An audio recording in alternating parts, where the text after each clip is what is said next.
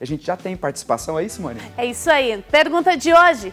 E aí, existe um caminho para a felicidade? Nós estamos falando de uma obra da Igreja Católica, um dos braços da nossa igreja, que é a Opus Dei e que tem uma mística, um jeito de servir a Deus, um jeito de servir as pessoas no cotidiano, na vida, no dia a dia, nas coisas mais simples que nós realizamos. É muito simples, mas é muito cheio do Espírito de Deus. E aí a gente tem nossos convidados, o padre também falando, e a gente quer saber de você. E aí, qual é a sua opinião? Existe um caminho para a felicidade? Vamos lá. Simone, eu acho que o caminho para a felicidade maior é Jesus. Pronto, respondeu a Resposta pergunta. simples. E direta, né, padre? Vamos lá, tem mais participação? Vamos conferir aqui o que está chegando. Vamos lá. Tá chegando aqui, vamos lá. Oi, Simone, tudo bem? Meu nome é Cláudia, sou de Vinhedo. A felicidade de Deus é Deus sempre na nossa frente, em todos os momentos das nossas vidas. Ele traz muita felicidade para a gente. Bem, todos reconhecem que para ser feliz é preciso ter presença de Deus. E presença de Deus, a gente vai crescendo na presença de Deus, na intimidade com Deus, pela vida de oração. Eu costumo sempre dizer o seguinte, que talvez a psicologia explique de uma outra forma, mas quando a gente reza, a gente encontra um equilíbrio e a gente consegue fazer bem todas as coisas. Há uma diferença entre quem não reza e quem reza. Uma pessoa que se esquece de Deus e uma pessoa de oração. Essa mística transforma muito a nossa história. Carrega a sua oração para sua vida, Exatamente. né, padre? Que é o Opus Dei. Vamos voltar aqui para a nossa conversa. Eu tinha deixado uma pergunta antes de sair para o intervalo para o padre Marcos, fazendo essa referência a São José Maria, que é um homem, um sacerdote à frente do seu tempo. Há tantos anos o Opus Dei existe. O que é de atual daquele tempo lá do pensamento de São José Maria Escrivá, que depois se tornou assim como que a pauta do dia para a vida da igreja? Tá. Bom, vou procurar ser breve, né? Porque a coisa... Então, estamos no começo do século passado, né? Então, ele queria ser arquiteto quando era jovem, né? Queria ser arquiteto. E aos 16 anos, 15, 16 anos, foi sentindo uma inquietação interior, né? Profunda. Quer dizer, foi percebendo que Deus queria algo dele, né? Algo grande. Ele dizia, algo grande que é amor. E foi rezando, foi pedindo. Bem, passou o tempo, ele pensou que poderia estar mais disposto para o que Deus quisesse dele se ele se tornasse sacerdote. Então ele dizia, eu não me fiz padre para ser padre, isto é, para estar numa paróquia, eu me fiz padre porque eu achava que estaria mais disponível ao que Deus queria de mim, né? Bom, se ordenou, passaram-se os 10 anos, era de Saragoça, foi para Madrid, porque precisava completar os estudos em Madrid. E durante todos esses anos foi rezando, ele rezava uma jaculatória em latim, Domine ut vidiem, o que pede o cego a Jesus, Senhor que eu veja, né? Senhor que eu veja isso que você quer de mim, Senhor que eu veja. E foram muitos anos de oração, né? Se ordenou sacerdote e durante um retiro do clero, no intervalo entre duas meditações, ele estava vendo as anotações dele e nesse momento ele disse, eu vi o Opus Dei, Deus me mostrou o Opus Dei, eu vi. Que Opus Dei seria a tradução? Obra de Deus. Obra de Deus. Também há uma razão desse nome, né? Então ele sempre usava esse verbo, eu vi. Foi uma visão que ele teve, né? Vi. E o que ele viu? Tá. Então por que era no tempo, era uma novidade imensa? Porque durante séculos e séculos se foi criando a ideia de que para ser santo, isto é, para viver plenamente a vida cristã, né? Viver heroicamente a vida cristã, precisava ser monge, monja, freira. Claro que é um caminho maravilhoso e serviram tanto a igreja, mas não. Então, nesse dia, Deus falou para ele assim, olha, não, precisa voltar aos primeiros cristãos. Por isso que eu comecei a contar a história dos primeiros cristãos, né? Quer dizer, quem eram os primeiros cristãos? Encontravam a Deus na vida comum. E mais ainda, viviam com tal heroísmo que se chamavam entre si santos. A gente vê as cartas de São Paulo, né? Saúde os santos que estão em tal lugar, saúde os santos, né? Então, santidade e vida cristã eram sinônimos. Bom, então imagina isso em 1928, porque esse fato se aconteceu 2 de outubro de 1928. Era uma novidade extraordinária, quer dizer, gente boníssima, santa, dizia, você homem está louco. Por quê? Para ser santa, você precisa se isolar das preocupações do mundo, para te distraem. Você, para ser contemplativo, precisa ir para uma cela, né? E dizia, não. Deus dizia para você que dá para ser contemplativo Na ação. na ação, né? Então, essa é a grande novidade. Durante muito tempo não se entendeu. E é compreensível que não se tinha entendido, porque era uma coisa absolutamente nova, né? Aí, anos depois, o Concílio Vaticano II tornou essa doutrina uma doutrina para toda a igreja, né? Pra Que é a todos vocação nós. universal A santidade. de Jesus, que é a santidade, a vocação universal. Olga, como essa busca de vocês, esse caminho, né, bonito que vocês escolheram, comprometido, construir um casamento melhor, ajudou na sua família, no concreto da vida? Olha, o Opus Dei é todo um conjunto é uma vocação própria nossa, né? Você se vê vocacionado a uma vida diante da espiritualidade que São José Maria coloca para a gente. E dentro da obra, a gente acaba recebendo muita formação. Né? O aspecto da filiação divina é uma presença muito firme dentro da nossa espiritualidade. E no casamento, eu tenho a obrigação de levar meu marido a essa santidade, a esse Filho de Deus a estar comigo, né? Então, o Júnior faz de tudo para que eu seja santa. E, em vista disso, eu faço tudo por ele para que ele seja santo também. E esse ser santo é o quê? Como é que é isso? É imitar a Jesus no amor. Então, como o padre já colocou para a gente, Padre Marcos, essa é o segredo da ação. Então, eu me vi vocacionada ao matrimônio, né? Eu me vi vocacionada à obra, ao Opus Dei, e eu luto por corresponder. Eu luto para corresponder a esse chamado do matrimônio, tanto quanto da obra, mas a minha obrigação maior é estar trazendo o Júnior comigo. Né? O meu marido é minha obrigação de santificá-lo e trazê-lo e levá-lo a Deus, assim como ele a mim. Então, isso facilita muito, né? Então, você assume a sua vocação, você assume o seu chamado. Assim como um sacerdote se dedica à igreja, ao seu chamado, à sua vocação, o matrimônio é uma santa vocação. Eu decidi edificar a minha família em vista do chamado que Deus me deu. E santificar o meu marido, santificar a minha vida, santificar os meus filhos e a minha família. Gente, o que a Olga está dizendo é muito importante. Sabe o que ela está dizendo com outras palavras? Eu torno a vida do Júnior mais fácil. Eu Mais não coloco agradável. muito... Mais agradável. Mais agradável. Eu me comprometo em tornar a vida do Júnior mais fácil. Em contrapartida, não por uma obrigação, mas porque ele quer, ele torna a vida dela mais fácil. O que isso tem a ver com o nosso casamento? Muitas vezes a gente é a pedra dentro de casa. Muitas vezes a gente cobra do nosso parceiro ou parceira que ele seja alguém que ele não é. E o caminho que a Olga nos diz aqui, esse caminho da santidade, é facilitar a vida do outro.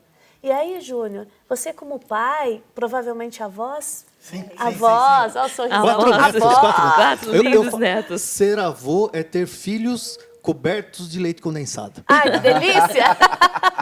E como é que é essa contrapartida? Você como homem, se vendo nesse relacionamento em que a Olga também te chama. Ela diz, ô Júnior, vem cá, vamos alinhar o que a gente tem que alinhar, vamos afinar as arestas, como é isso? Olha, assim, quando a gente fala de tentar ser santo no dia a dia, né? Parece uma coisa muito séria.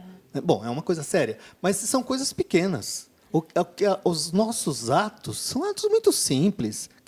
No que a gente tenta ser o melhor possível, é assim, o despertador toca, eu levanto. Por Deus. É o minuto heróico. Deus, a gente chama de minuto heróico. Realmente. Deus, por ti eu vou levantar. Não vou ficar mais 15 minutos no friozinho aqui. Daí, eu tomo café da manhã e não vou ficar reclamando, poxa, outra vez esse café sem gosto aqui. Não, sei. Não, eu falo assim, poxa, muito obrigado, Olga, pelo café. Né? Por Deus e pela Olga também. Depois eu vou para o trabalho. Eu não vou chegar atrasado no trabalho e não vou sair adiantado do trabalho, nem tarde do trabalho, por Deus e pela Olga. Quando eu vou atender um paciente, eu rezo pelo paciente antes de ele entrar. É um despertador. Fulana de tal, eu sou ginecologista. Fulana de tal, então eu penso assim, ó, que Deus me ajude, que São José Maria me ajude a atender bem. Coisas simples e rápidas, nada. E assim, o trabalho, né, não é separado da oração. O trabalho é oração. O tempo todo. São coisas muito simples que qualquer um pode fazer. Lavando louça, eu lavo louça, né? Acho Quando bom. eu lavo louça, eu ofereço cada prato bem lavrado. Mas nada demais. Coisas muito do dia a dia. E, bom, mas também nós somos recém-casados. 2 anos, né, Olga? Mas pense que eu... 2 anos de mas casado, pense que eu... 35. 35. Parecem dois, parecem Mas dois. pense Parece você dois. que eu evito muito deixar a louça na pia para ele lavar, Opa, né? você já resolve. Eu tento resolver. Então, não há perfeição nos nossos Lógico. atos, mas é uma busca, né? Uma delicadeza no trato. Bacana. Eu acho que é isso que é interessante. O Olga Júnior, também acho que o padre podia dizer para nós o seguinte, se você ressaltou que o aspecto da filiação divina está muito presente na nossa consciência, naquilo que a gente tem que recuperar de consciência cristã. Então, eu fico imaginando aqui que viver o espírito do Opus Dei é viver aquilo que é próprio da vida cristã. Não está assim, não é algo de extraordinário, distante de nós. Viver a vida de batizado. Claro, é a coerência com a vida cristã. Então, o Opus Dei é viver coerentemente a vida cristã e com essa consciência de que o trabalho, não só o trabalho profissional, o trabalho de dona de casa, o trabalho de ser esposa, de ser marido, é o encontro com Deus. Então, santifica isso. Mas é viver as virtudes que qualquer fiel do Opus Dei vive as virtudes como um bom cristão tem que viver, nada mais, né? Tá? A caridade, a paciência, a compreensão, como um bom cristão tem que viver. Não tem nada especial, é igual, mas vivido... imitar Jesus nas coisas simples. Mas vivido de forma assim, heróica, muitas vezes heróica, né? É uma luta. E a filiação divina, São José Maria dizia que é o fundamento da espiritualidade nossa, né? A filiação. A filiação divina. Qualquer tratado de teologia espiritual, né, diz que a humildade é o fundamento de todas as virtudes da vida espiritual. É verdade, está claro. Mas Deus quis, porque no Opus Dei o fundamento fosse a filiação divina. Quer que eu conte o que aconteceu? Né? Conta, pode contar. Tá. Conta, padre. Bom, Assim, então, com a maneira mais comunicativa e rápida que o senhor puder. Então, era 1930. 31, perdão. Quer dizer, o Opus Dei estava começando, foi em 1928. Situação da Espanha terrível, né? Politicamente, tanto é que pouco depois, socialmente, depois explodiu uma guerra civil. Foi. Então ele sozinho, sacerdote jovem, tinha 29 anos, né? Novo. 9. Os sacerdotes, por exemplo, eram perseguidos, né? Ele um dia chegou na casa dele e tinha enforcado numa árvore uma pessoa que parecia com ele. Oh, meu Deus. Tal era a perseguição religiosa nesses anos. E com todo aquele peso, né, com todo aquele peso de fazer a obra, de se sentir pouca coisa, tomou um bonde. Um bonde, será que o pessoal sabe o que é bonde? Um trenzinho, né? Um bonde antes de ter o ônibus tinha o bonde, né? O bonde. E naquela angústia,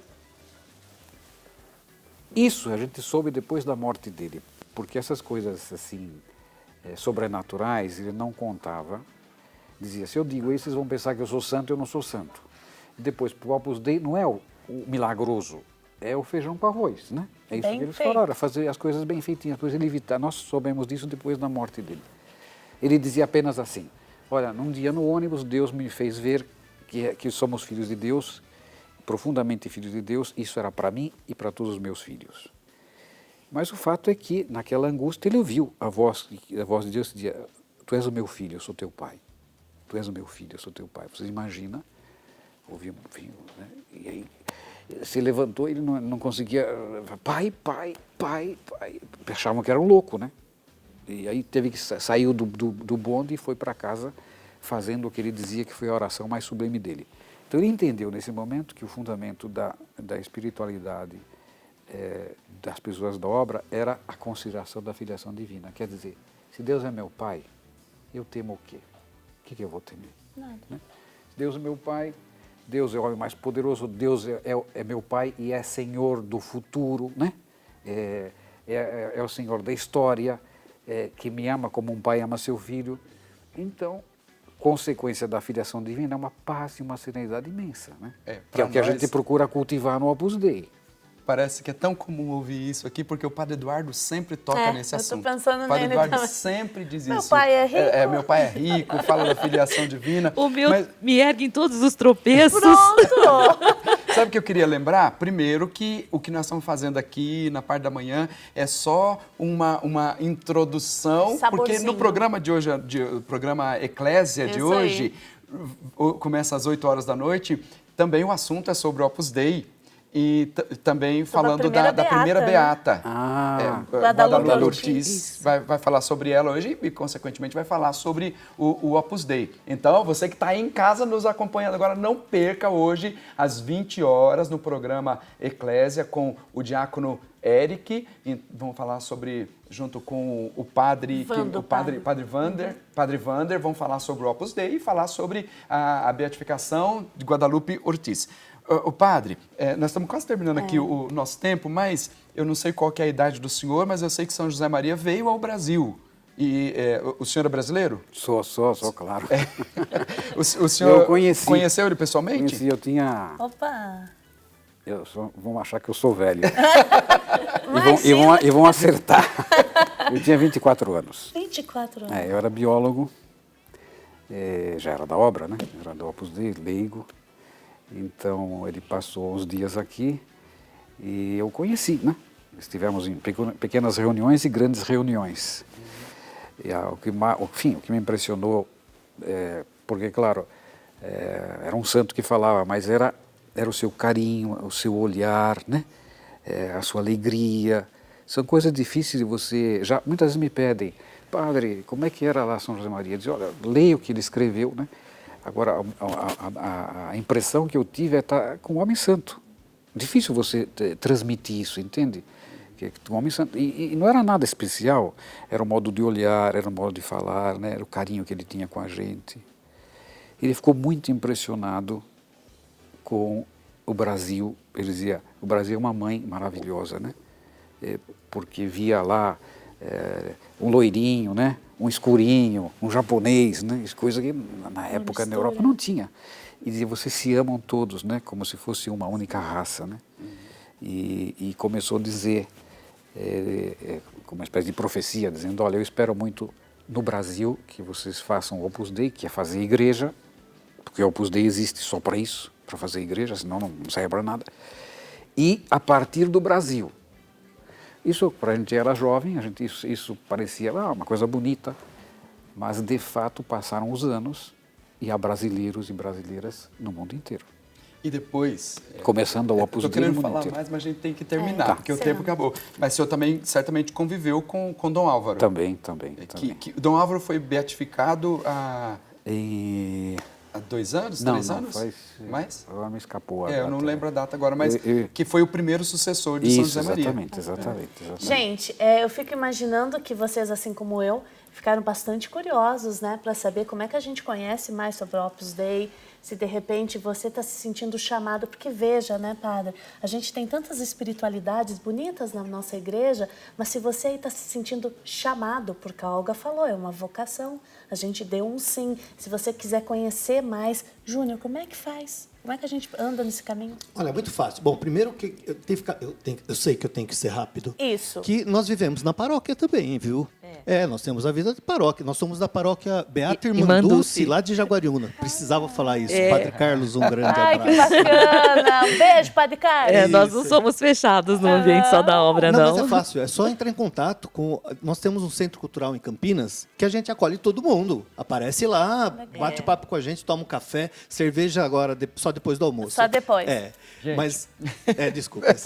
Mas aí busca, Centro Cultural do Castelo, em Campinas. E o Alta Vila é o centro feminino. Ó, Alta bacana. Vila. Então, você que está aí, por que eu estou puxando? Porque a gente está falando para o Brasil inteiro. Então, de repente, busca na sua diocese, nas suas paróquias, quem é aqui da região de Campinas, procura. E se você está se sentindo chamado, dá sim. Segue esse caminho que é maravilhoso. Muito obrigada. E Obrigada depois, a todos. Simone, mesmo que o pessoal tá, mas tô curioso, quero saber mais, então não perca o programa Eclésia hoje, Também. às 20 horas, Pronto. com o Diácono Érico e o Padre Wander, que vão falar sobre o Opus Dei e sobre a primeira beata, Guadalupe Ortiz. Então nós vamos para o intervalo, porque o nosso tempo estourou bastante, mas quero agradecer Padre Marcos, muito obrigado pela sua presença, obrigado Júnior, obrigado Olga. Sejam Nós que sempre muito agradecemos. bem-vindos aqui, Portas porque abertas. essa obra aqui é obra da igreja, graças a Deus. É obra Então, de sejam Deus. sempre muito bem-vindos aqui.